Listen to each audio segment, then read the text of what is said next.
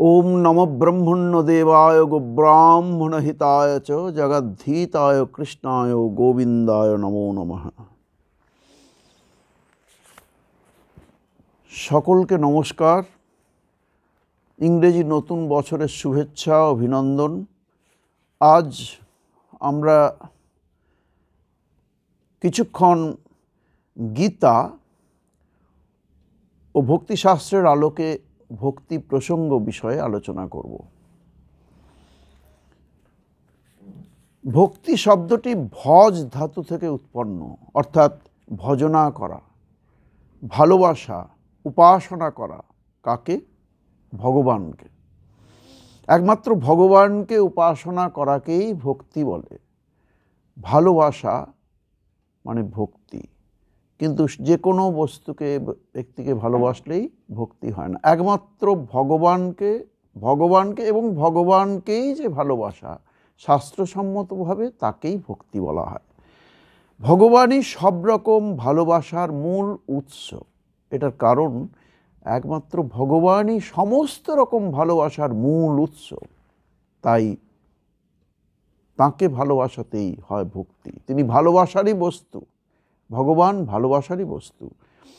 সব রকম ভালোবাসা যা অনিত্য বস্তুর উপর, সেই সবই অনিত্য।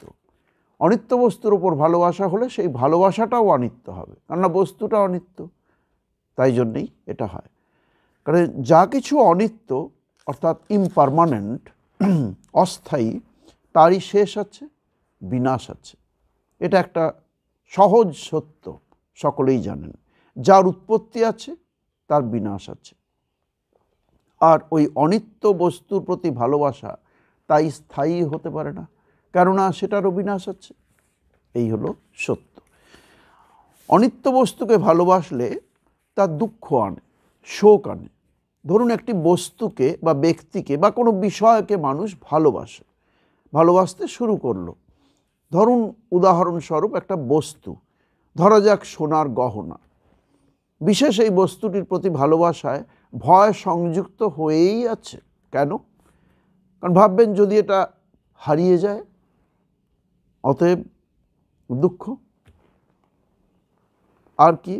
যদি কেউ নিয়ে নেয়, তা কেউ নিয়ে নিলে কত অশান্তি হয়, সৃষ্টি হতে পারে, আপনারা জানেন, অতএব দুঃখ। আপনারা এর মধ্যে এমন হতে পারে যে হয়তো জিনিসটা চুরি হয়ে গেল, আপনি বুঝতেই পারলেন না, বা হারিয়ে গেল কোনোভাবে। তখনও কি হয়, কি এমনভাবে হলো ওই কারণটায় গহনার জন্যে প্রাণটাই চলে গেল, এমন হতে পারে। এসব আপনারা প্রাত্যহিক জীবনে অনেক দেখছেন, শুনছেন। কাজেই মূলত দুঃখই আসছে। তাহলে কোনো বস্তুকে ভালোবাসলে এটা দুঃখের হেতু হয়। এটা কি সঙ্গে করে পরের জীবনে নিয়ে যেতে পারবেন? না, পারবেন না। সেই বস্তু এই জগৎ থেকে চলে যাওয়ার সময় একটা আলপিনও সঙ্গে করে নিয়ে যেতে পারবেন না। এত প্রিয় যে দেহ, প্রিয় বস্তু মানুষের, নিজেকে ভালোবাসে মানুষ, নিজের দেহ, সেটাকেও নিয়ে যেতে পারবে না। সেটাও এই জগতে পড়ে থাকবে, সেটাও অনিত্য।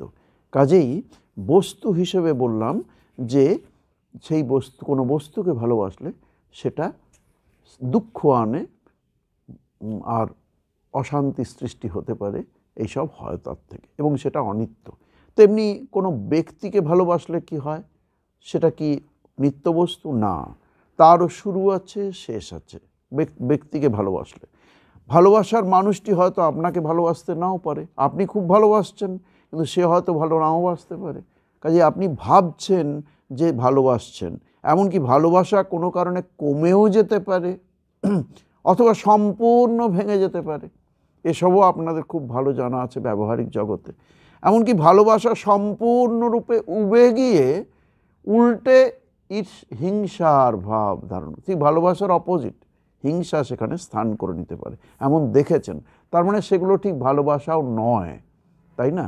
তাই হিংসা রূপান্তরিত হয়ে গিয়ে এরকম অনেক ঘটনা ঘটে, আপনারা জানেন।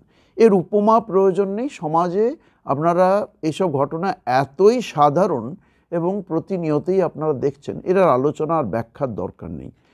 তাহলে ব্যক্তি বিশেষের প্রতি ভালোবাসারও শুরু এবং শেষ আছে। তাই যারই শুরু আছে অর্থাৎ উৎপত্তি আছে তারই বিনাশ আছে। তাই উৎপত্তি ও বিনাশ যার আছে তাই অনিত্য, এফিমেরাল, ইমপারমানেন্ট। বলেছিলাম বিষয়ের প্রতি ভালোবাসা।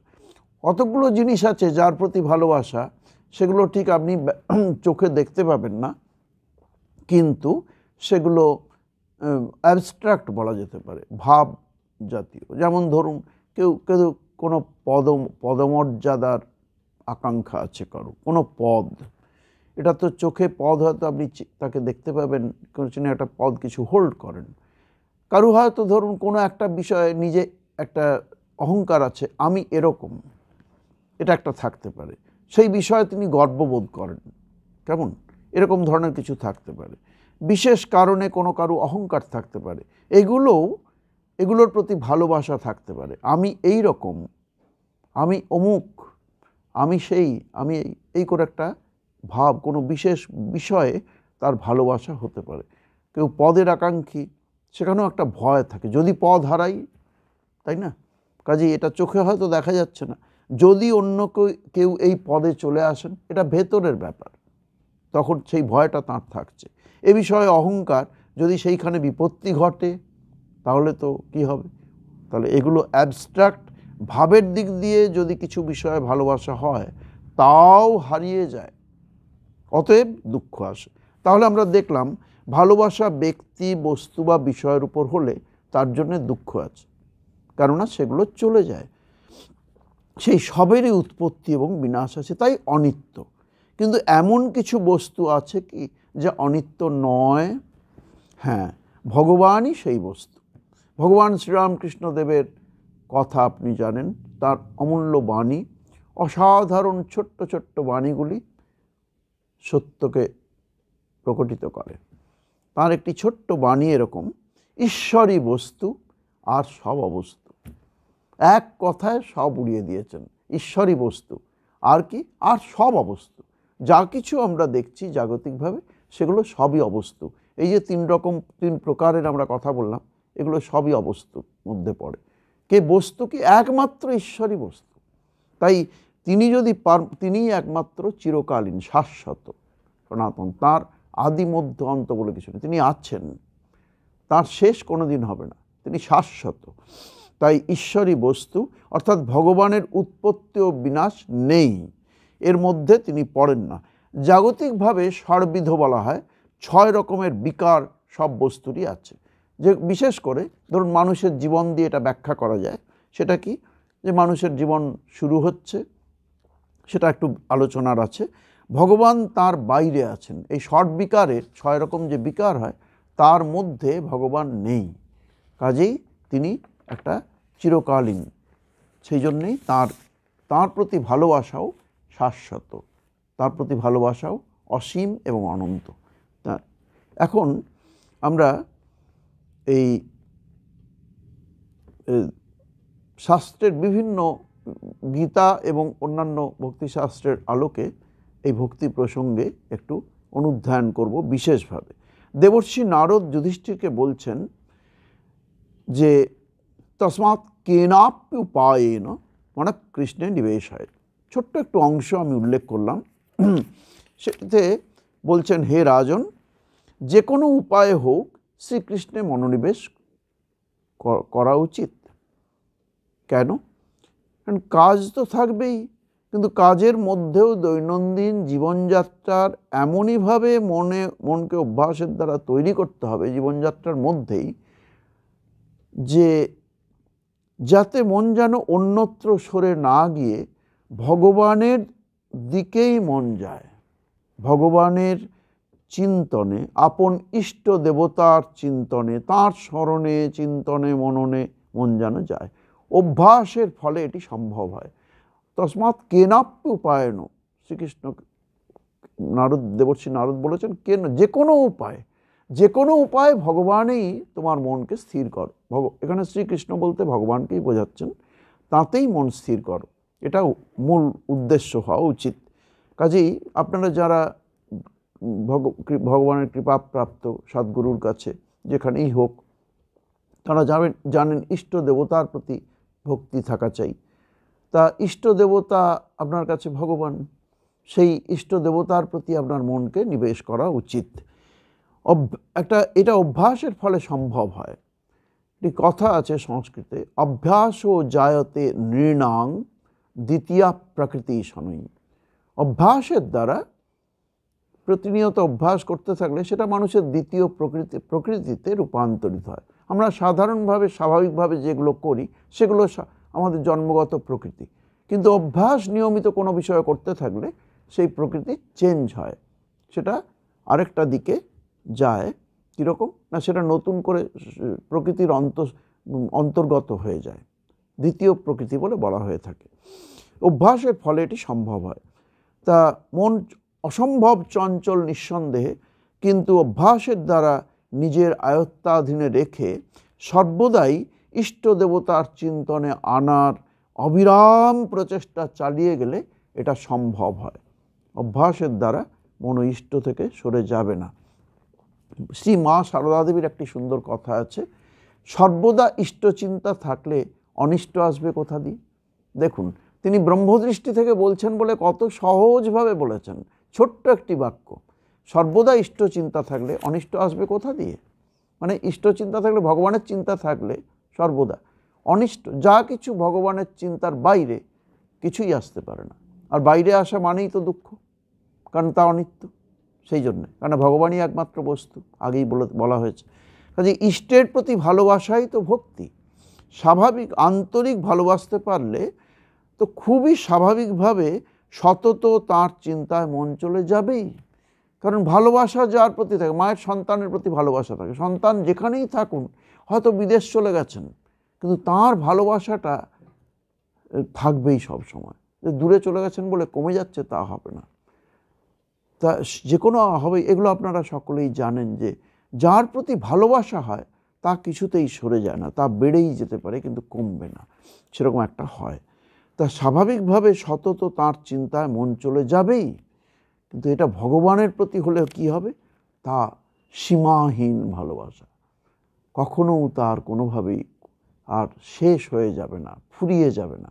কারণ ভগবান অনিত্য নন, সম্পূর্ণ নিত্য বস্তু, একমাত্র নিত্য বস্তু, আর তাঁর প্রতি ভালোবাসাও নিত্য, শাশ্বত, চিরকালের জন্য। এই অনিত্য বস্তুর মধ্যে ভগবান পড়েন না, তাই তাঁর প্রতি ভালোবাসাও নিত্য। শ্রীরামকৃষ্ণদেব উপমায় বলেছেন যে কিভাবে এই অভ্যাস করা যেতে পারে। জাগতিক উপমা শ্রীরামকৃষ্ণদেব দিয়েছেন, অনেক উপমা কথামৃতে আপনারা পাবেন শ্রীরামকৃষ্ণ কথামৃতে। দাঁতের ব্যথা হলে সব কাজ করলেও দেখবেন ওই দাঁতের ব্যথার দিকেই মনটা পড়ে থাকে, থাকে না? এটা সবাই বুঝবেন। জাগতিক একটা উপমা দিয়ে বলছেন। অতএব শাস্ত্র বলেন, একটা অভাব বোধ, একটা দুঃখ যদি এরকম থাকে, আমি ভগবানকে স্মরণ করতে পারছি না, কি করে আরও বেশি করে পারি, এই অভাব বোধ, দুঃখ বোধটা যদি জেগে থাকে, এটা ভালো। এটায় কি হবে, ভগবানের চিন্তনে মনটা আরও কি করে পাবো, আরও কাছে কি করে পাবো, ঠিক মতো তাকে স্মরণ করতে পারছি না, এই অভাব বোধটা জাগিয়ে রাখা ভালো, তাতে তাঁর প্রতি আকর্ষণ বৃদ্ধি হতে থাকবে। গীতায় শ্রী ভগবান বলছেন, ময়্যা বিশ্ব মনোজে মাং নিত্যযুক্তা উপাসতে শ্রদ্ধয়া পরোপেতাস্তে মে যুক্ত তমামতাঃ। যারা আমাতে পরম শ্রদ্ধা ও বিশ্বাস দ্বারা নিত্য সমাহিত চিত্তে দৃঢ়তার সঙ্গে যুক্ত হয়ে, অর্থাৎ চিত্তকে আমাতে নিবেশ করে, আমাতে মানে তাঁতেই ভগবানই, শ্রী ভগবান তিনি নিজেই বলছেন, যদি আমাতে নিবেশ করে, উপাসনা করেন, আমার মতে তাঁরাই শ্রেষ্ঠ যোগী। শুধু ভক্ত হবেন না, তাঁরা শ্রেষ্ঠ যোগী বলে শ্রী ভগবান শ্রীমদ্ ভগবদ্গীতায় বলছেন। ভাবুন, কত সুন্দর কথা। ভক্তকে এত তিনি কাছের ভাবেন। ভক্তের দৃঢ় বিশ্বাস থাকা চাই ইষ্ট দেবতার প্রতি ভালোবাসাতেই আমি মুক্ত হবই হব। এই দৃঢ় প্রত্যয়টা ভগবানের প্রতি ভক্তের থাকা চাই, যে আমি ভগবান, আমার ইষ্ট দেবতাকে ভালোবেসে আমি মুক্ত হবই, এতে কোনো সন্দেহের অবকাশ নেই। এই দৃঢ় প্রত্যয় চাই।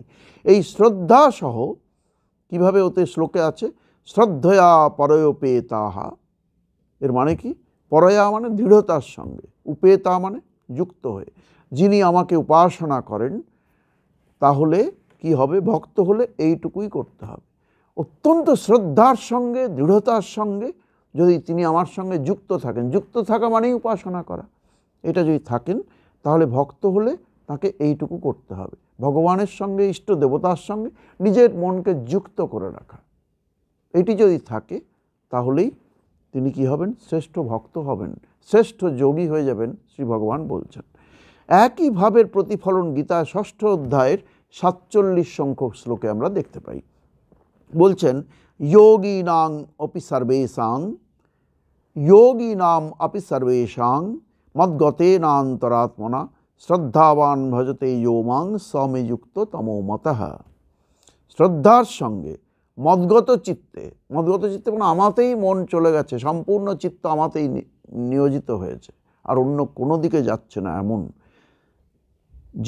যিনি আমার উপাসনা করেন তিনি সকল যোগীদের মধ্যে শ্রেষ্ঠ বলে আমি মনে করি। কত সহজ দেখুন, শুধুমাত্র ইষ্ট দেবতায় মন সম্পূর্ণ, সর্বান্তঃকরণে মন কিসে গেছে? নিজের ইষ্ট দেবতায় নিয়োজিত হয়েছে, আর অন্য কোনো দিকে যেতে পারছে না। তার জন্য তিনি শ্রেষ্ঠ যোগী হয়ে যাবেন, ভগবান বলছেন। আমার মতে তিনি শ্রেষ্ঠ যোগী। এটা দেখুন কত বড় কথা। ঐকান্তিক আন্তরিকতায় ইষ্ট দেবতার চিন্তা করতে করতেই শ্রী ভগবানের কৃপালাভের আধার হয়ে ওঠেন ভক্ত। শুধু কি তাই, ভগবান আরও বলছেন, তেষামহং সমুদ্ধর্তা মৃত্যু সংসার সাগরাৎ ভবামি ন চিরাৎ পার্থ ময়্যা বেশিত চেতসাম। কি অসাধারণ কথা দেখুন। একটু গীতা আপনারা নিত্য পাঠ করবেন, তাহলে এইসব জিনিসগুলো সহজ হবে এবং সবসময় মনের ভেতরে এগুলো কোনো না কোনোভাবে চলতে থাকবে। তাতে স্মরণ মননের কাজ হয়ে যাবে এবং ইষ্টের দিকে মনের গতিও হবে। তাই শ্রী ভগবান এই প্রসিদ্ধ শ্লোকে বলছেন, তাঁর ভক্তদের এক মহান প্রতিশ্রুতি দিচ্ছেন এই শ্লোকের মধ্যে দিয়ে, তেষামহং সমুদ্ধর্তা মৃত্যু সংসার সাগরাৎ ভবামি ন চিরাৎ পার্থ ময়্যা বেশিত চেতসাম। কি শুনুন কি বলছেন, এই সব ভক্ত সাধকদের অচিরেই, যাদের ওই রকম মন একান্তভাবে ঈশ্বরে ইষ্টনিষ্ঠায় ইষ্টের প্রতি নিবেশিত হয়েছে, তাঁদের কি করেন? সেই সব ভক্ত সাধকদের অচিরেই আমি আমার এই মৃত্যুময় সংসার সাগর থেকে উদ্ধার করি। কত বড় প্রতিশ্রুতি! এই মৃত্যুময় সংসার সাগর থেকে, সংসার সাগর সবাই বলেন, সেই থেকে আমি মুক্ত করে দিই তাদের, অর্থাৎ ভব সমুদ্র থেকে মুক্ত করি। ভব একটা রোগ, সেই ভব কথাটির শব্দের অর্থ হয়তো সবার কাছে সবসময় পরিষ্কার নয়, সেজন্য একটু ভব কথাটি নিয়ে আলোচনা করব, যে ভব সমুদ্র কেন বলা হয়, বা এই যে ভব রোগ বলা হয়, ঈশ্বরকে বলা হয় ভবরোগ ও বৈদ্য। শ্রীরামকৃষ্ণের স্তবগাথাতেও দেখবেন আছে ভবরোগ ও বৈদ্য তিনি। তাহলে ভব কথাটি কি একটু জানা দরকার। এটি খুব ভয়ঙ্কর জিনিস একদিক দিয়ে। মাতৃজঠরে আসা, তারপর ষড়বিকারের শিকার। একটু আগে আমরা ষড়বিকারের কথা বলছিলাম যে ভগবান ষড়বিকারের বাইরে। এই 6 প্রকার বিকার হয়, সেগুলো কি? মাতৃজঠরে আসছে, অর্থাৎ মাতৃজঠরে একটা অস্তিত্ব আছে। এটি শাস্ত্রসম্মত শব্দ হলো অস্থি। অস্থি মানে অস্তিত্ব আছে। তারপরে কি হয়? তার জন্ম হয়। শাস্ত্রীয় শব্দে জায়তে, তার জন্ম হয়, শুধু থাকে না, তার জন্ম হচ্ছে, অর্থাৎ অন্য একটা জিনিস হলো। এরপর কি? জন্মের পর একই রকম থাকে না, বর্ধতে। শাস্ত্রীয় এগুলো টার্ম, শব্দ। বর্ধতে মানে বর্ধিত হয়, জন্মের পরে একই রকম থাকে না। কাল হলে আজকের মধ্যেই, যেই মুহূর্ত সেই মুহূর্ত থেকেই সে বর্ধিত হতে থাকছে। তারপর কি? পরিবর্তিত হওয়া, পরিবর্তন হয়। এটার মানে কি? বিপরিণমতে পরিবর্তিত হচ্ছে। আর কি? শুধু পরিবর্তন হয়, অপক্ষীয়তে সে ক্রমশ ক্ষয়প্রাপ্ত হয়, শরীরের ক্ষয় হয়। যাদের বয়স হয়েছে তারা তাড়াতাড়ি সেটা অনুভব করতে পারেন যে শরীরের ক্ষয় হচ্ছে, আপনারা এটা জানেন। তারপর কি? নশ্বতি। নশ্বতি মানে দেহের বিনাশ হয়। তার মানে মানুষ যিনি এসছেন, জীবাত্মা, তাঁর বিনাশ হচ্ছে না, কিন্তু এটা গুলিয়ে ফেলেন অনেকে, তা হয় না। কেউ দেহত্যাগ করেন, মানে দেহত্যাগ শব্দটা খুব, এই প্রসঙ্গে একটু বলছি, দেহত্যাগ শব্দটা খুব শাস্ত্রসম্মত।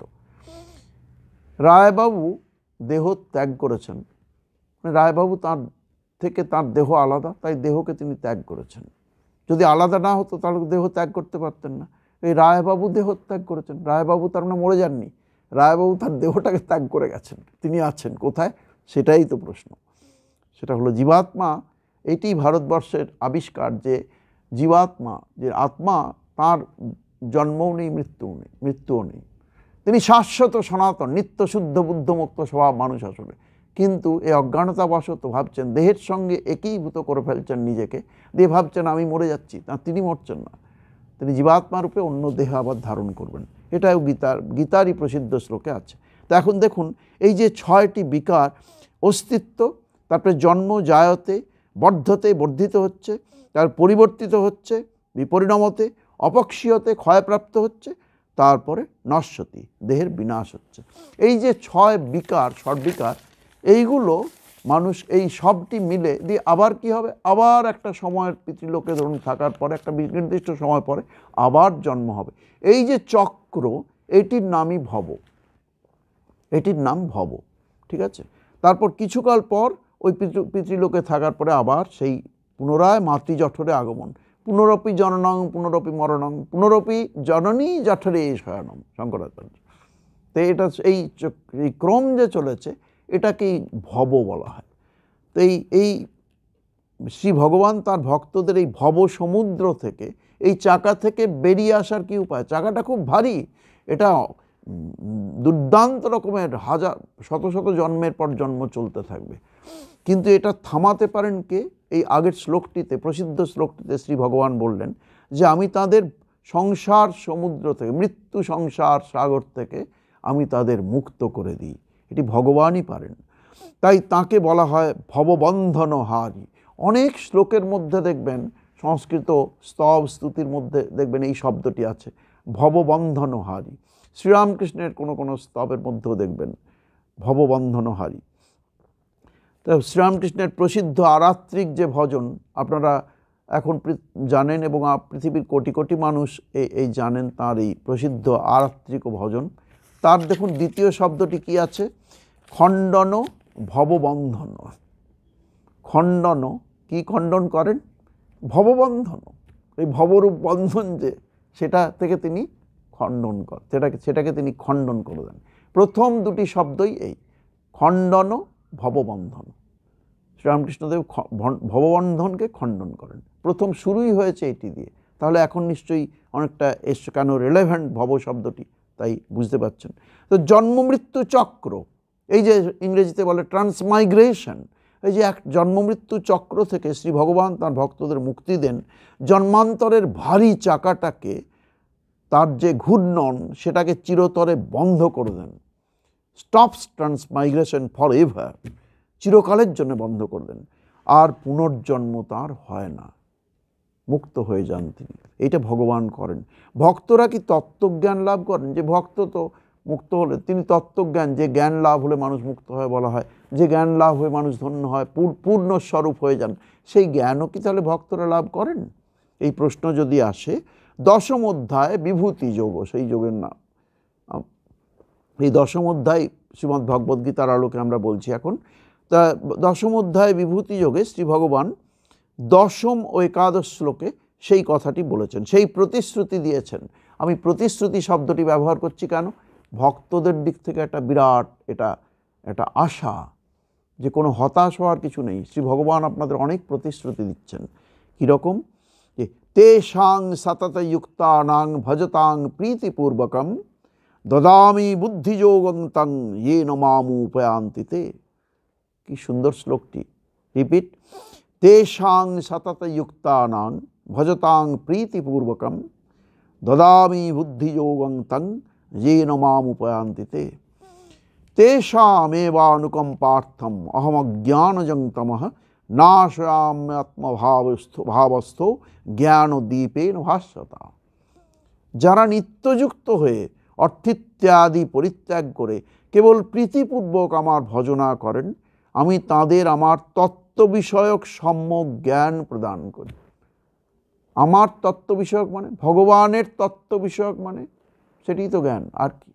ভগবত তত্ত্বকে জানা মানেই তো তত্ত্বজ্ঞানই, সেই সম্যক জ্ঞান সেটি। তাই যারা নিত্যযুক্ত হয়ে অর্থিত্যাদি পরিত্যাগ করে কেবল প্রীতিপূর্বক, ভালোবাসার জন্যেই ভালোবাসা, হে প্রভু তোমাকে আমি ভালোবাসি, কেন? কিছু পাবো বলে নয়, হ্যাঁ, কেন, কী জন্যে?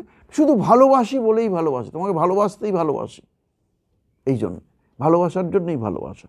এইরকম যদি প্রীতিপূর্বক আমার ভজনা করেন, ভালোবাসাটাই তো ভজনা, ভালোবাসাটাই ভজনা, ভালোবাসাই উপাসনা, তাই করেন, আমি তাদের আমার তত্ত্ব বিষয়ক সম্যক জ্ঞান সম্পূর্ণরূপে সেই জ্ঞান দিয়ে তাকে পূর্ণ স্বরূপ করে দেন। এটি ভগবান বলছেন। এইটি পরম জ্ঞান, এই পরম জ্ঞান তারা লাভ করেন। তাহলে ভক্ত হলে এই পরম জ্ঞানও তিনি লাভ করতে পারেন।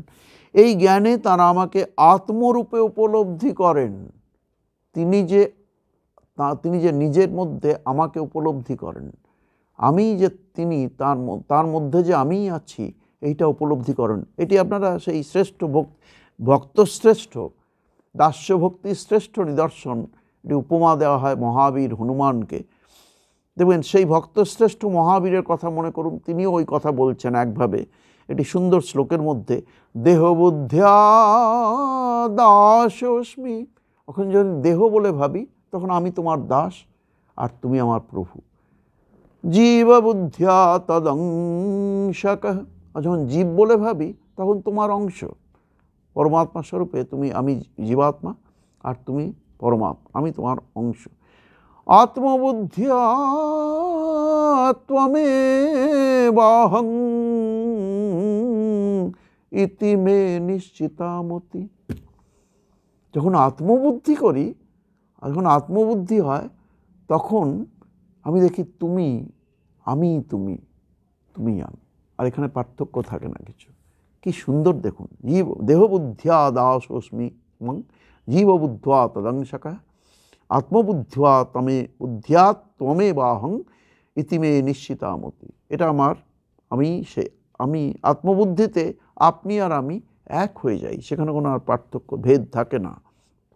তাই ভক্তকে ভগবান ভক্তবৎসল বলেই ভক্তদের খুব ভালোবাসেন। যেমন গাভী বৎসের দিকে ধায়, তেমনি ভগবান বড়, আর ধরুন গাভী বড়, বৎস ছোট, কিন্তু গাভী বৎসের দিকে ধায়। মা বড় আর শিশু ছোট, কিন্তু মা শিশুর দিকে ছুটে যান, কেননা মা শিশু এটা ভক্তবৎসল। সন্তানের বাৎসল্যে যেমন মাই সন্তানের দিকে চলে আসেন সন্তান যাওয়ার আগে, তেমনি গাভী যেমন বৎসের দিকে ধায়, সেরকম ভগবান ভক্তবৎসল, এটা তার চিরকালীন একটা গুণ।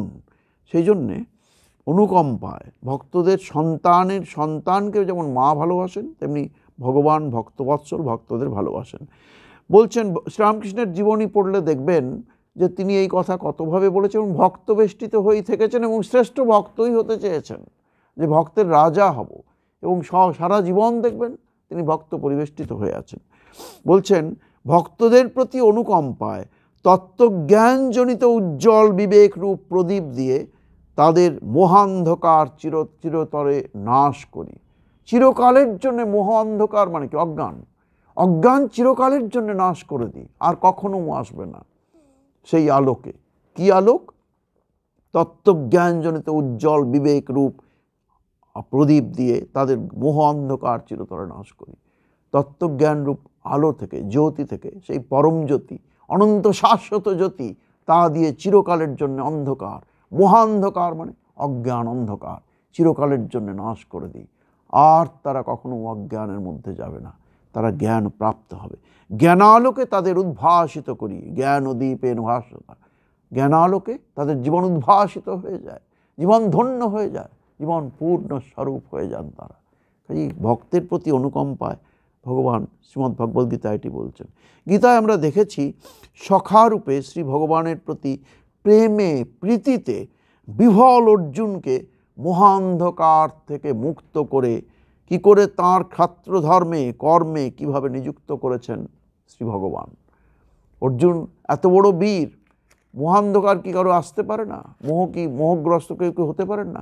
অর্জুনের মতো মহাবীর, যিনি একাই কুরুক্ষেত্র যুদ্ধ জয় করতে পারতেন, এমন অসাধারণ বীর্যবান, বলবান, শক্তিমান, সাহসী, তেজস্বী একজন সেনাধিপতি হতে পারেন, তিনি যিনি ভগবানের সহচর সখা, তাঁর এত অসাধারণ শক্তি সম্পন্ন, তিনি পর্যন্ত মোহের দ্বারা আবৃত হচ্ছেন, তাহলে বোঝা যেতে পারে যে আমরা, আমাদের যদি হয় অপরাধ নয়, এটা হতে পারে, প্রকৃতির নিয়মে হতে পারে, কিন্তু প্রকৃতির অনুসরণ করা তো স্বামীজি বলছেন প্রকৃতির অনুসরণ করা তো আমার উদ্দেশ্য না, প্রকৃতিকে জয় করাই উদ্দেশ্য।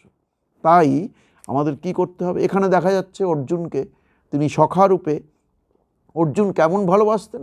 বলা হয় কৃষ্ণ আর অর্জুন কেমন না, দুজনে একই, দুটো দেহের মধ্যে একই আত্মা বিরাজ করছে, একটাই যেন প্রাণ দুজনের দেহতে আছে, একই আত্মা দুটো দেহে হয়েছে মাত্র, এত ভালোবাসা তাদের মধ্যে ছিল। হরিহর আত্মা বলেন না, সেরকম ধরনের তাঁরা। তো সেই মহান্ধকার থেকে যে অর্জুন হয়েছিলেন, এই গীতারূপ অমৃত বাণী তাকে শুনিয়ে তিনি কি করেছেন, ঠিক মহান্ধকার থেকে দূর করে, তার থেকে বের করে এনে, তার যে ক্ষাত্র ধর্মোচিত যে আদর্শ, যে যুদ্ধ করতেই হবে তোমাকে, তাইতে নিয়োজিত করেছেন। অর্জুন যুদ্ধও করেছেন, জয়ও করেছেন, তাই না? এবং একটানা ওই কৌরবদের সব অধর্মাচারী সকলকে বধ করে 34 বছর ধরে একটানা রাজত্ব করেছেন, কম কথা? তো এটা শ্রী ভগবানের ভূমিকাটি ভাবুন। অর্জুনও যেমন তাকে ভালোবাসেন, তিনিও তেমনি তাকে ভালোবাসার প্রতিদানে কি করেছেন, শ্রী ভগবান কতভাবে সাহায্য করেছেন তার ভক্তদের। দ্বাদশ অধ্যায়ে অভ্যাস যোগের কথা আবারও বলেছেন, কতভাবে সে সাহায্য করেছেন সেগুলো গীতা পড়তে পড়তে, যে কোনো ভক্তিশাস্ত্র তো প্রচুর, বিশাল তার বিস্তার, সে এক সমুদ্র।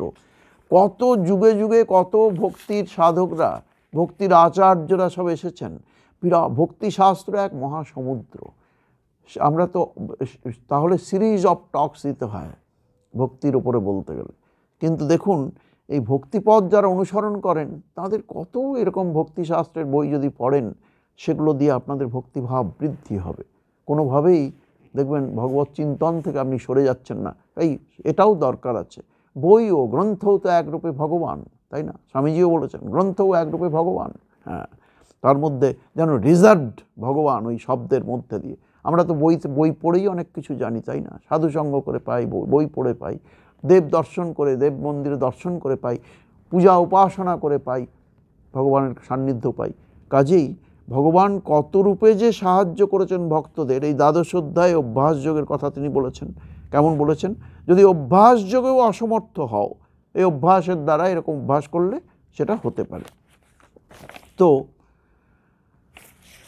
সেই অভ্যাস যোগেও যদি অসমর্থ হও, তাহলে বলছেন তুমি যদি এরকম কি করো, ভগবত প্রীতিকর কর্মে একনিষ্ঠ হও। যদি দেখো যে অভ্যাস যোগেও তোমার কষ্ট হচ্ছে, ধ্যান শরণ মনন নানা রকমভাবে করা সম্ভব হচ্ছে না, তাহলে তুমি কি করবে? তুমি ভগবত প্রীতিকর কর্মে একনিষ্ঠ হও। অভ্যাসে এপি সমর্থসি মৎকর্ম পরমো ভব। অভ্যাসে এপি অসমর্থ। শ্লোকটি ভালো করে শুনুন।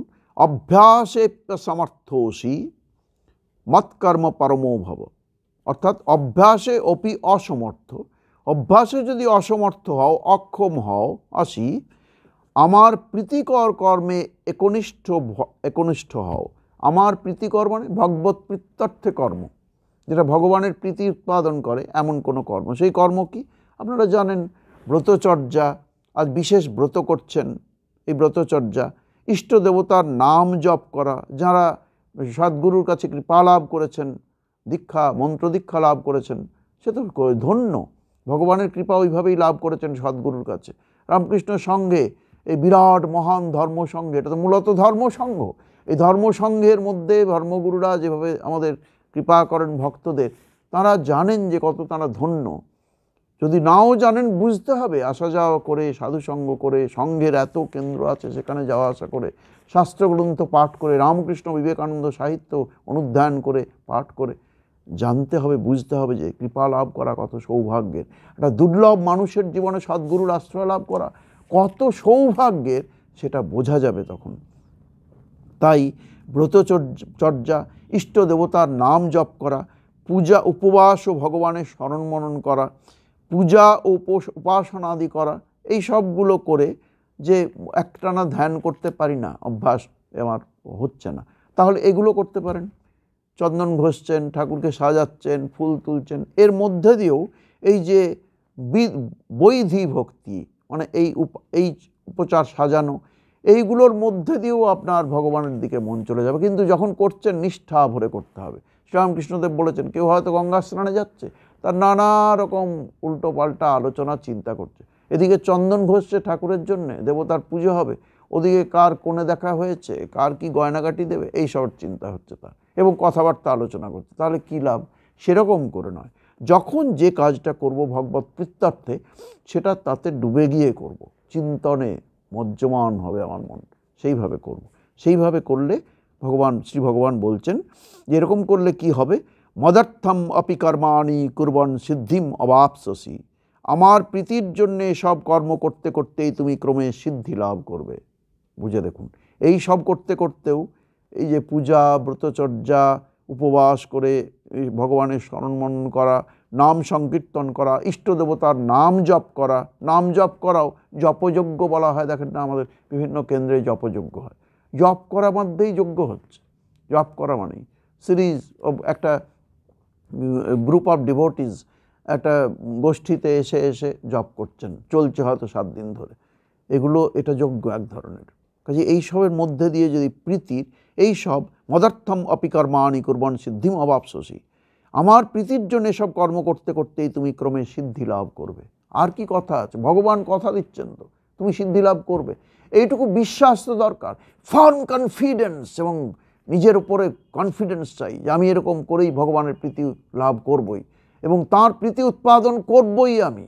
আর শ্রী ভগবানও তখন তাতে প্রীত হবেনি, এই বিশ্বাসটা দৃঢ় থাকা চাই ভক্তের মধ্যে, তবেই তো ভক্ত, নাহলে কিসের ভক্ত? সেই জন্যে যতভাবে সহজতর পথে ভক্তরা সিদ্ধিলাভ করতে পারেন, ততখানি সাহায্যের কথাই শ্রী ভগবান জানিয়েছেন।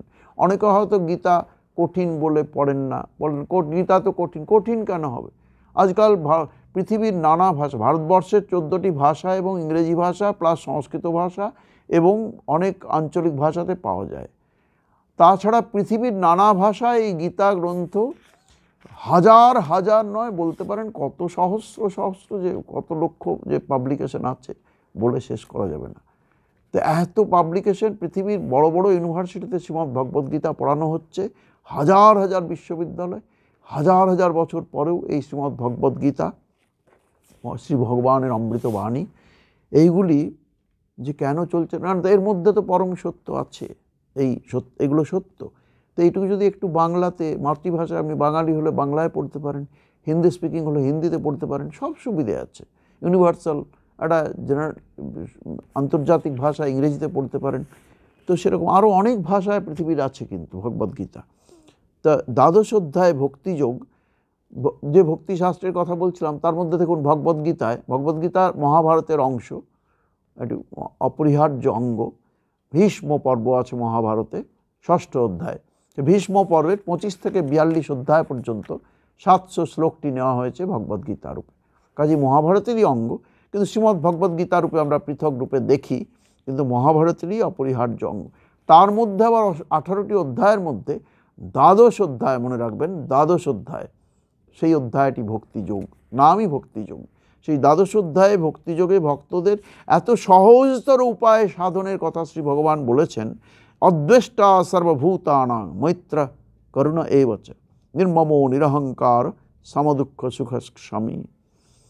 এইটির অর্থ হলো, যিনি সকল প্রাণীর প্রতি দেশহীন, মিত্রভাবাপন্ন, দয়ালু, মমত্ব বুদ্ধিশূন্য, নিরহংকার, সুখে আসক্তি ও দুঃখে দ্বেষ বর্জিত, ক্ষমাশীল, তাঁরা তাঁর প্রিয় ভক্ত হন। এইগুলো দেখুন, এগুলো তো একদিক দিয়ে ইউনিভার্সাল ভ্যালুজ। শুধু ভক্তের দৃষ্টিতেই ভাববেন কেন, ইউনিভার্সাল ভ্যালুজ, চিরকালীন মূল্যবোধ এগুলো, যে সকল প্রাণীর প্রতি দেশহীন হওয়া, দেশহীন, কারোর প্রতি কোনো ঈর্ষা দেশ এসব নেই, সকলকে ভালোবাসা, এটা তো একটা মিত্রভাবাপন্ন, এটা তো ইউনিভার্সাল ভ্যালুজ, চিরকালীন মূল্যবোধের মধ্যেই পড়ে। আর যদি আপনি ভক্ত হন, তাহলে এইগুলো যদি হয় আপনার, আপনি খুব দয়ালু, অভ্যাসের দ্বারাই সব হতে পারে। মানুষের সঙ্গে মিশতে গেলে, সংসারে থাকলে তো সুবিধে, যে সংসারে এইগুলো আপনার সুযোগ হচ্ছে, কারো উপরে রেগে গেলেন না, শান্ত থাকলেন, নিজের মন এই শান্ত রাখতে রাখতেই একসময় শান্ত সমাহিত চিত্ত হয়ে যাবেন আপনার স্বভাব। কারণ অভ্যাস ও যাতে নৃণাং দ্বিতীয়া প্রকৃতি শোনে, ওটা আপনার স্বভাবে পরিণত হয়ে যাবে। তখন দেখবেন এই গুণগুলো, নিরহংকার, সুখে আসক্তি ও দুঃখে দেশ, যা আসে আসুক, সুখ হলে ভগবান এটা দিয়েছেন আমাকে, আর দুঃখ হলে ভগবান এটা দিয়েছেন পরীক্ষা করার জন্য। শান্ত থাকা, সর্বাবস্থায় প্রশান্তির মধ্যে থাকাই তো ভগবানের স্বভাব। মানুষ যদি এটা চেষ্টা করে, মানুষই ভগবান হয়ে যান। ভগবান বুদ্ধদেব মানুষ ছিলেন, ভগবান শ্রীকৃষ্ণ মানুষ ছিলেন, শ্রীরামচন্দ্র মানুষ ছিলেন, তারা ভগবান হয়ে গেছেন।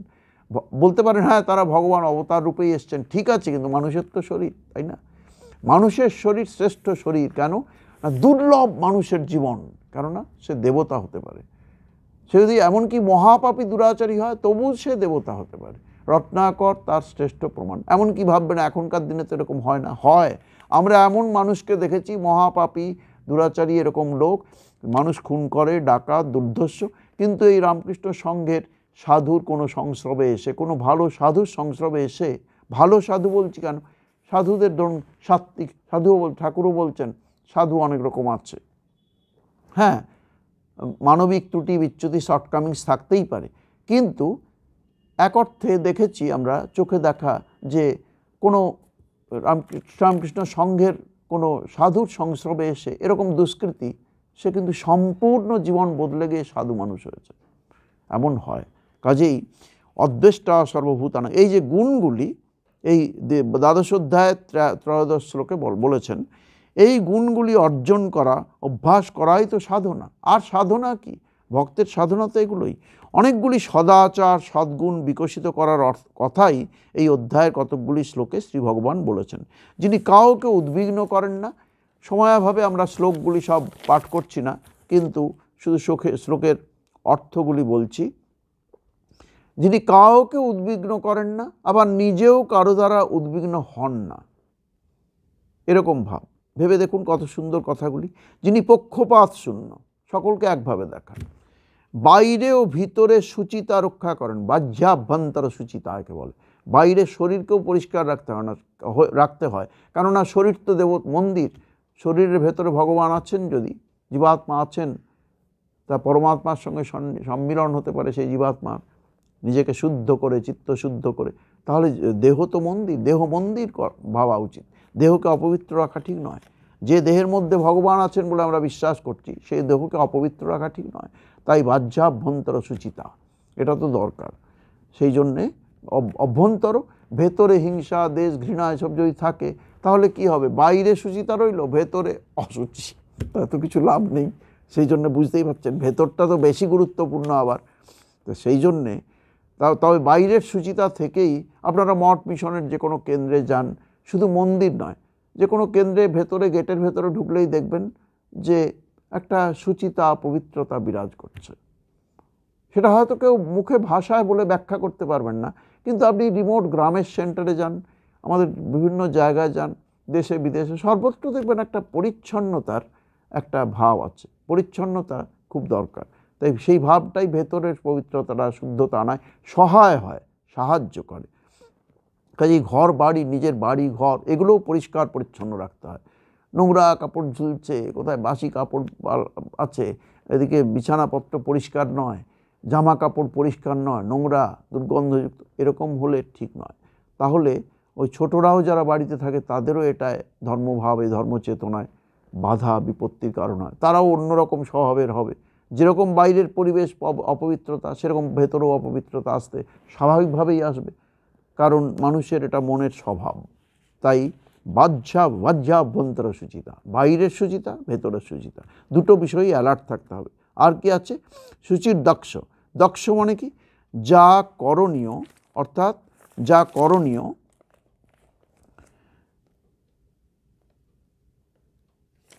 হ্যাঁ, যেটি করণীয় সেই বিষয়ে খুব যোগ্যতা সম্পন্ন এবং তৎপর, তা সম্পাদনে তৎপর। আমরা বাংলায় বলি দক্ষ, খুব খুব দক্ষ মানুষ। মানে কি? অর্থাৎ যা করণীয়, যা তা তৎক্ষণাৎ যথাযথভাবে সম্পাদন করার যে জন্যে তৎপরতা এবং তার যোগ্যতা সম্পন্ন। কাজেই সেরকম দক্ষ হওয়া চাই, যিনি সম্মানে ও অপমানে অবিচলিত থাকবেন, যিনি শত্রু মিত্রের সমদর্শী।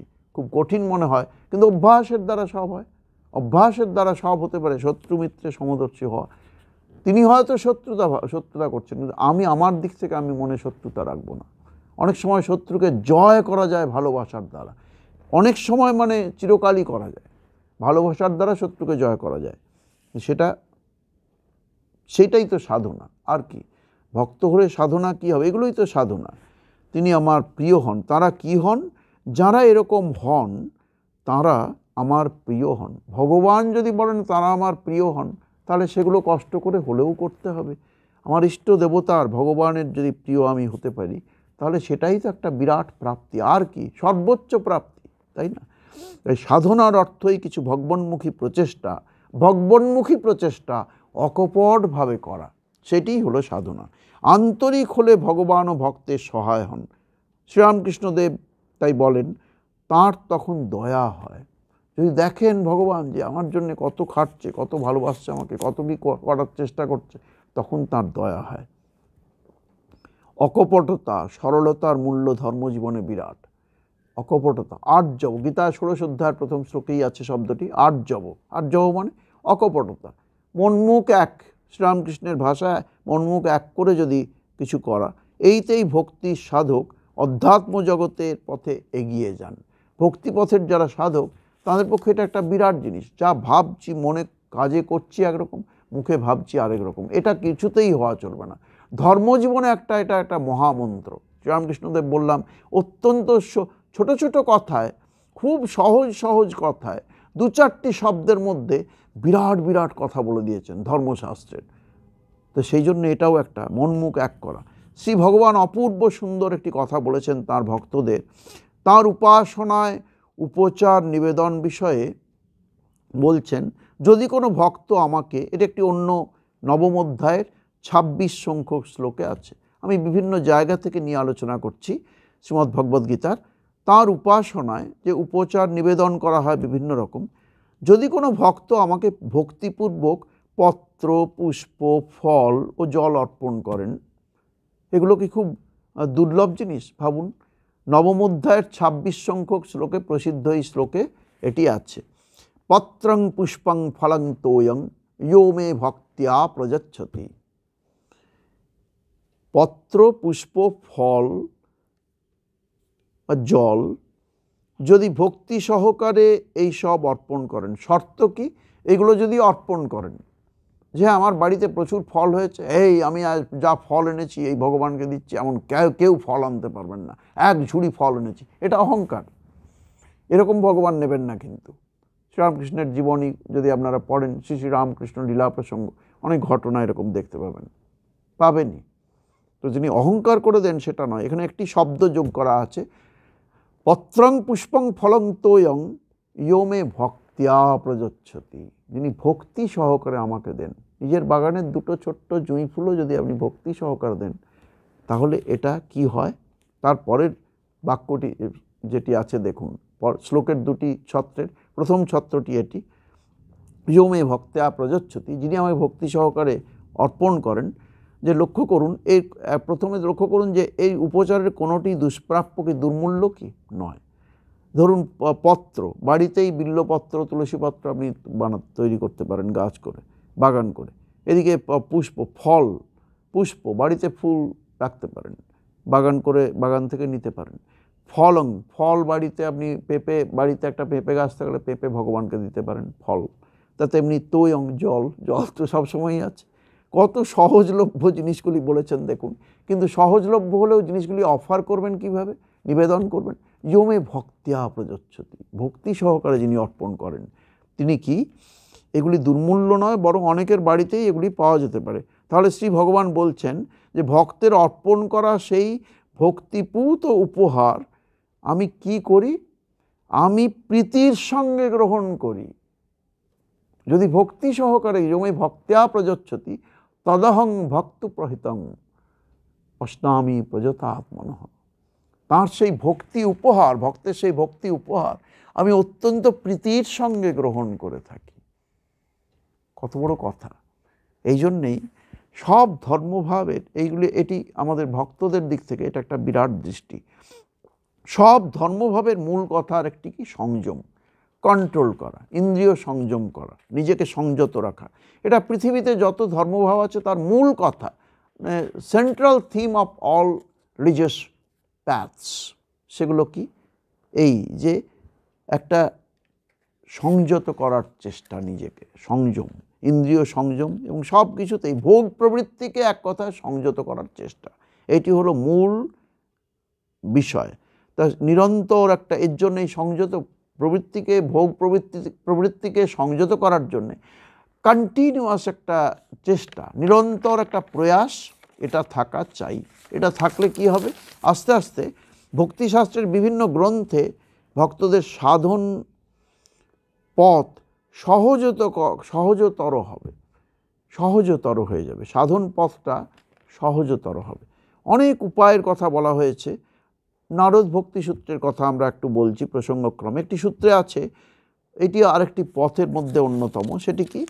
নারদ ভক্তিসূত্রে বলা হচ্ছে 43 সংখ্যক শ্লোকে, দুঃসঙ্গ সর্বথৈব পরিত্যাজ্য, দুঃসঙ্গ সর্বথৈব ত্যাজ্য। ভক্ত দুঃসঙ্গ সর্বথা পরিত্যাগ করবেন।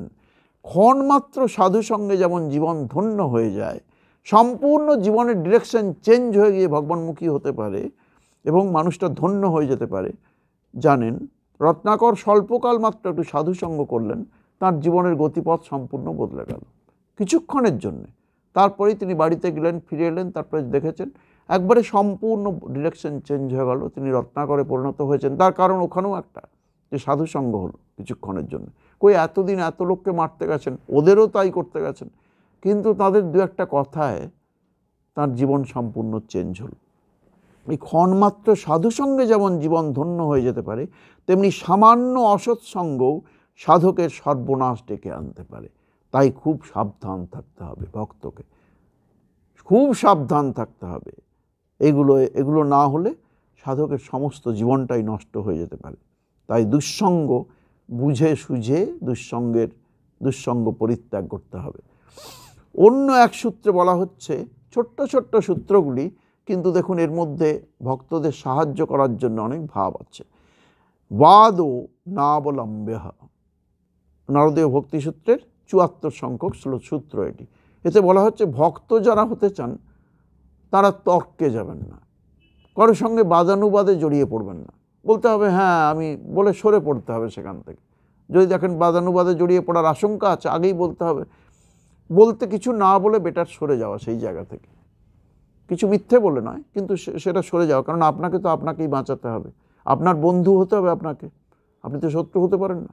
কাজেই আপনাকে তর্কে বাদানুবাদে ভক্ত জড়াবেন না, তাতে মানসিক চাঞ্চল্য উপস্থিত হয়। যদি বা এতটুকু ভক্তি লাভের চেষ্টা করছি সেটুকু চলে যায়, সেই জন্যে মনের ক্ষতি হয়, ভগবত ভাবের ক্ষতি হয়, মন বিচলিত হয়, বিক্ষিপ্ত হয়। তাই এটা ভক্তরা করবেন না। আচার্য রামানুজ ভক্তিপথের সাধকদের কতগুলি ডুজ অ্যান্ড ডোন্টস, অর্থাৎ কী করবেন আর কি করবেন না, সেগুলো সম্বন্ধে কিছু কথা বলেছেন। সেই প্রসঙ্গে আমরা সেগুলি বলে শেষ করব। আচার্য রামানুজ বলেছেন, রামানুজ এই বিষয়গুলোকে গুরুত্ব দিয়েছেন, সেগুলি বিস্তারিত আলোচনায় যাব না, সংক্ষেপে তিনি কয়েকটি ভাগে ভাগ করেছেন। এক হলো বিবেক। বিবেক মানে এখানে কনসেন্স, সেই বিবেক নয়।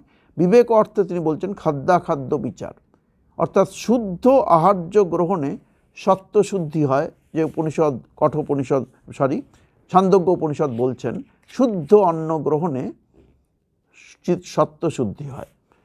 আহার্য শুদ্ধ হওয়া চাই। সেই জন্যে শুদ্ধ মানে যে নিরামিষ আমিষ সেই সবের প্রশ্ন আসছে না, আহার্য বস্তু শুদ্ধ হওয়া চাই সেইটা। তাতে কি হয়? সত্ত্বশুদ্ধি কথাটি বুঝতে হয়তো কঠিন হতে পারে। সত্ত্বশুদ্ধি অর্থাৎ শাস্ত্রীয়ভাবে ব্যাখ্যা করতে গেলে বলতে হয় আত্মসম্বন্ধী অচলা স্মৃতি হয়। আত্মসম্বন্ধী অচলা স্মৃতি, যে ভগবত চিন্তন, সেটা কখনও তার থেকে মন সরে যাবে না, এমন হয় শুদ্ধ আহারের দ্বারা। কিন্তু আহার সম্বন্ধে খুব সচেতন থাকে।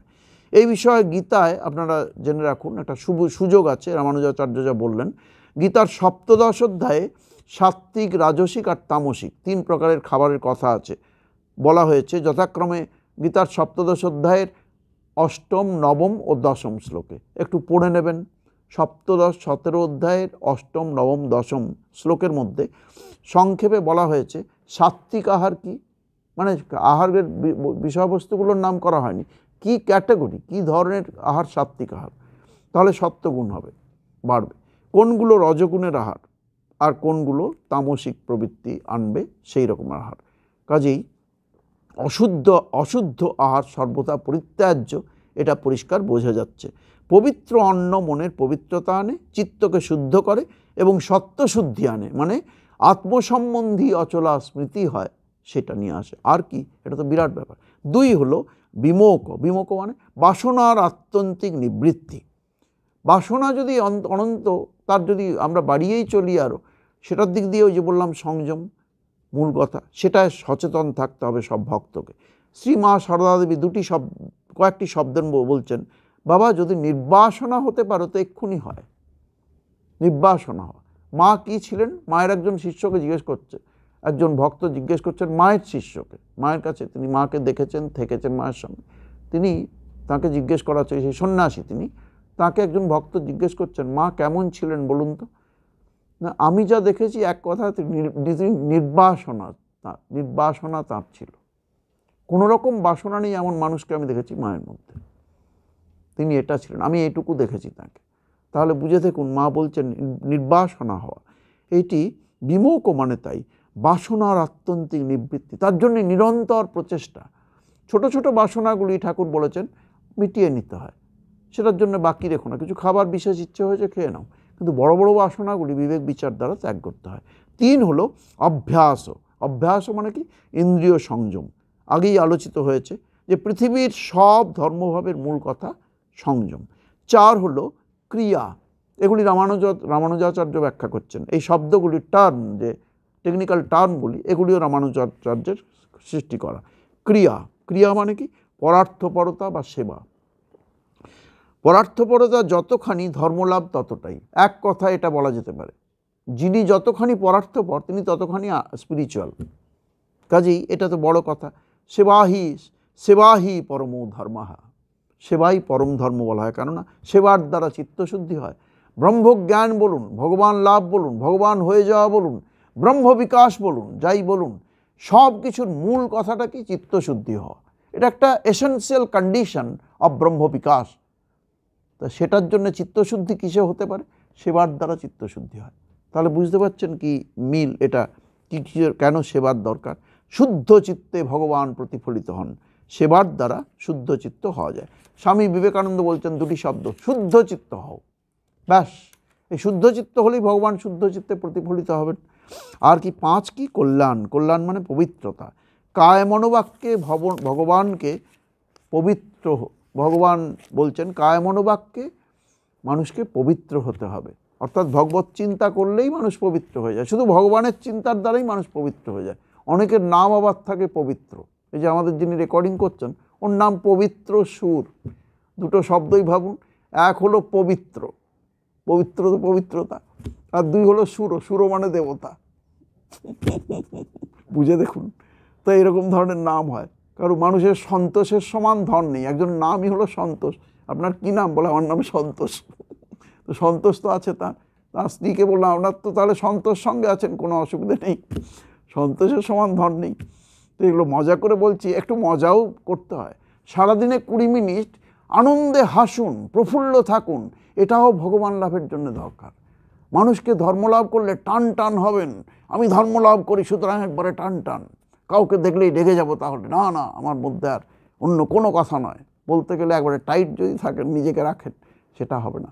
তারা প্রফুল্ল থাকবেন, নিজে আনন্দে থাকবেন, অন্যকে আনন্দে রাখবেন, এটা ভক্তদের লক্ষণ হবে, আধ্যাত্মিক মানুষের লক্ষণ এটা। কাজেই সারাদিনে যদি সময় পান 20 মিনিট চুটিয়ে হাসুন, আনন্দ করুন, মজা করুন সকলকে নিয়ে, এটা ভালো। হ্যাঁ, মাত্রাতিরিক্ত নয় অবশ্য, সেটাও আছে, সেটাও রামানুজাচার্য বলেছেন। 6 হলো অনভিদ্যা মানে 6টি যে প্রধান রিপু, যে কাম, ক্রোধ, লোভ, মোহ, মদ, মাৎসর্য, তার মধ্যে একটি হলো লোভ, সেইটি বলা হচ্ছে অনভিদ্যা। মানে কি? পরদ্রব্যে লোভ ত্যাগ করা, আপন সামর্থ্যে অর্জিত সম্পদে সন্তুষ্ট থাকা, তৃপ্ত থাকা, তাতেই সন্তোষ, যার নাম হলো সন্তোষ, একটু আগে বললাম। সেই সন্তোষ যার আছে তিনিই অ্যাকচুয়ালি ধনী। যার প্রচুর সম্পদ আছে তিনি ধনী নন, কিন্তু শাস্ত্রীয় ভাষায় যার সন্তোষ আছে, আমার কিছু চাই না, আমার যা আছে তাইতেই সন্তুষ্ট, সেগুলো যদি চলে যায় তাও সন্তুষ্ট, এর নাম সন্তোষ। এটা একটা সম্পদ, তাই বলা হয় সন্তোষের সমান সম্পদ নেই। তাই পরদ্রব্যে লোভ ত্যাগ করা। আর 7 হলো অনুদ্ধর্ষ। অনুদ্ধর্ষ মানে যা একটু আগে বললাম, অতিরিক্ত আমোদ প্রমোদ। আমোদ প্রমোদ নিশ্চয়ই করবেন, কিন্তু অতিরিক্ত, টু মাচ মেরিমেন্ট, অনেক বেশি মাতামাতি করা, উচ্ছলতা, এইগুলো ভালো নয়। অতিরিক্ত আমোদ প্রমোদ মনকে ভীষণভাবে চঞ্চল করে, আধ্যাত্মিক মানুষদের অনেক নিচে টেনে নামিয়ে দিতে পারে। তাই ধর্মজীবনের যারা পথিক তাদের খুব সাবধানে থাকতে হবে। তাই তাদের সদা সচেতন থেকে চলতে হবে। ভক্ত সর্বদা হাসি খুশি প্রফুল্ল থাকবেন। স্বামী বিবেকানন্দ বলছেন, সর্বদা প্রফুল্ল থাকলে শীঘ্র ঈশ্বরের কাছে পৌঁছানো যায়। শ্রীরামকৃষ্ণদেব বলতেন, আমি গোমড়া মুখ দেখতে পারি না, কথামৃতে আছে, আমি গোমড়া মুখ দেখতে পারি না। তিনি ছিলেন, কথামৃতে দেখবেন মাস্টারমশাই লিখছেন, সদাহাস্যময়, সবসময় হাসি খুশি। যিনি যখনই গেছেন শ্রীরামকৃষ্ণকে দুঃখে দেখেননি। হতাশা ধর্মজীবনের একটা বিরাট শত্রু, তাই হতাশাকে কখনো প্রশ্রয় দিতে নেই। ভাগবতে বলা হয়েছে ভক্তির নবধা লক্ষণ। এই 9টি লক্ষণ কি? শ্রবণং কীর্তনং বিষ্ণু, স্মরণং পাদসেবনম, অর্চনং বন্দনং দাস্যং, সখ্যম আত্মনিবেদনম। এই 9 প্রকার কর্মের দ্বারা ভক্তিভাব বৃদ্ধি করতে পারেন, ভক্ত ভক্তিভাব বৃদ্ধি করতে পারেন। কীরকম? শ্রী ভগবানের কথা শ্রবণ করা, কীর্তন করা, স্মরণ করা, পদসেবা করা, অর্চনা করা, বন্দনা করা, তাঁর দাস বা সতত সেবায় নিযুক্ত রাখা, তাঁর দাস হিসেবে সতত সেবায় নিযুক্ত রাখা, সখা হিসেবে ভগবানকে দেখা, ভালোবাসা, আর আত্মনিবেদন বা তাঁর শরণাগত হওয়া। যথাক্রমে এর যে উপমাগুলো শাস্ত্রে দেওয়া হয়েছে, শ্রবণং কীর্তনং বিষ্ণু, এই ক্রমে যথাক্রমে কে কে উপমা দেওয়া হয়েছে? রাজা পরীক্ষিত শ্রবণ করেছেন, নারদ বা সুখদেব এই কীর্তন করেছেন ভগবানের নাম, ভক্ত প্রহ্লাদ না ভগবানের নামে তিনি ভালোবেসেছেন ভগবানকে, হ্যাঁ, শ্রবণং কীর্তনং আর তাঁর সেবায় অর্চনা করেছেন। লক্ষণ ভগবানের পদসেবা করেছেন, কেন ভগবান শ্রীরামচন্দ্রের সবসময় সেবায় নিরত থাকতেন সারা জীবন। রাজা পৃথু বন্দনা করেছেন, অক্রূর তিনিও তাই। মহাবীর হনুমান দাস্য ভক্তি শ্রেষ্ঠ নিদর্শন, তিনি ভগবানের সেবা করেছেন। অর্জুন সখা হিসেবে দেখেছেন ভগবানকে, সখ্য। আর আত্মনিবেদনম, শ্রেষ্ঠ উপমা আত্মনিবেদনের মনে হয় বিভীষণ। অনেক আছেন শাস্ত্রে, অনেক উপমা আছেন, কিন্তু আমার খুব ভালো লাগে যে বিভীষণের আত্মনিবেদন করা।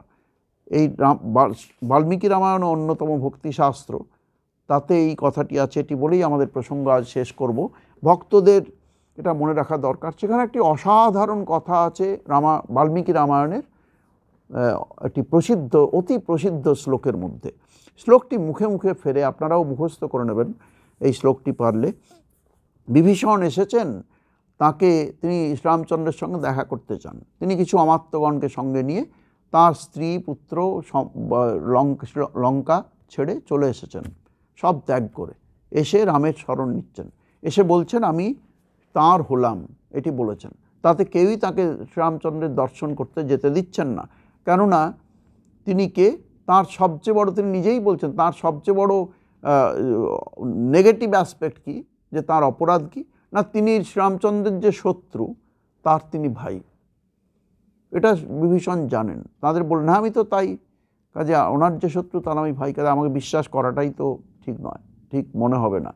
কিন্তু আপনি কি বলছেন? শ্রীরামচন্দ্রকে গিয়ে সেটা বলা হলো যে বিভীষণ আপনার সাক্ষাৎ চান, আপনার দর্শন চান, তিনি এসেছেন।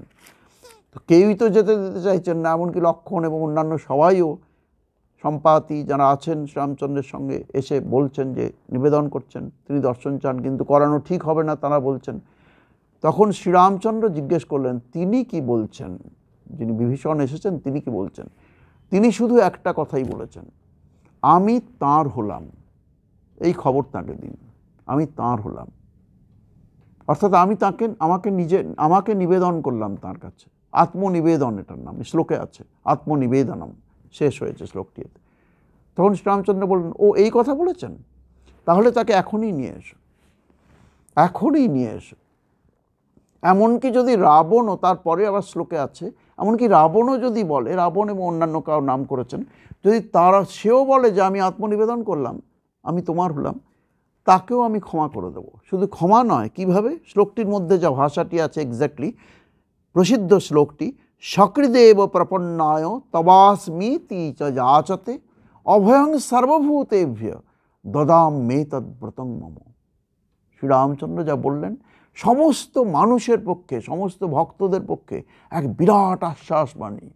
যিনি একবারও সকৃত, অসকৃত মানে বারবার, সকৃত মানে একবার, যদি একবারও কেউ বলেন একথা, হে প্রভু আমি তোমার হলাম, আমি তোমার শরণাগত, একথা একবারও যদি কেউ বলেন মন থেকে, অন্তর থেকে, যে হে প্রভু আমি তোমার হলাম, আমাকে তোমাকে নিবেদন করে দিলাম, এটুকু একবার যদি কেউ বলেন, তাহলে আমি তাকে অভয়ং সর্বভূতেভ্য দদাম মে তদ্ব্রতং মম, আমি তাকে সর্বভূত থেকে অভয় প্রদান করি। এটা আমার জীবনের ব্রত। ভগবান বলছেন এটা আমার ব্রত জীবনের, আর কি চান? তার কোনো ভয় থাকবে না। কেন? আমি সর্বভূত থেকে, শুধু মানুষ থেকে নয়, সমস্ত কিছু থেকে ভয়, তার চিরকালের জন্য ভয়কে আমি দূর করি, এটা সেই বিষয়ে অভয় দিই, এটা আমার জীবনের ব্রত। আজকের প্রসঙ্গ আমরা এখানেই শেষ করলাম। শ্রীমদ্ ভগবদ্গীতা মূলত অনুসরণে এবং ভক্তিশাস্ত্রের অন্য কিছু প্রকরণ গ্রন্থ বা যা কিছু থেকে, ভাগবত থেকে, শ্রেষ্ঠ ভক্তিশাস্ত্র, তার থেকে উল্লেখ করে আমরা আজকে এই ভক্তি প্রসঙ্গ আলোচনা করলাম। যদি এতে কোনো ভক্তের কোনো রকম উপকার হয়ে থাকে তাহলে ধন্য মনে করব। আপনারা সকলে ভালো থাকুন, শ্রী ভগবানের কৃপায় আপনাদের ভগবত ভক্তি লাভ হোক, উত্তরোত্তর ধর্মলাভে আপনারা আরও বেশি আগ্রহী হন এবং শ্রী ভগবান আপনাদের সর্বাঙ্গীন মঙ্গল করুন, কল্যাণ করুন, এই প্রার্থনা করে সকলকে ভগবানের কাছে প্রার্থনা করি যে আপনারা সকলে ভালো থাকুন, সুস্থ থাকুন এবং ভগবত ভক্তি লাভ করুন। সকলকে নমস্কার, শুভেচ্ছা, অভিনন্দন।